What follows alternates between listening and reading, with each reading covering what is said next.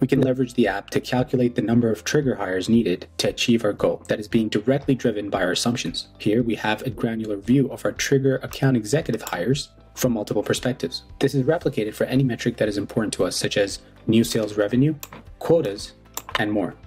Here we have our forecast data represented by the blue highlighted months on the top, and can easily view the data on a monthly, quarterly, or annual basis. Note the fact that the total ramp is not a sum but an end of period.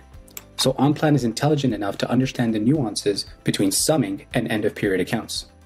Here, we can see the app calculates the number of sales executives we need in order to hit our year-end targets. It's taking into account ramp-up productivity rates we assumed earlier.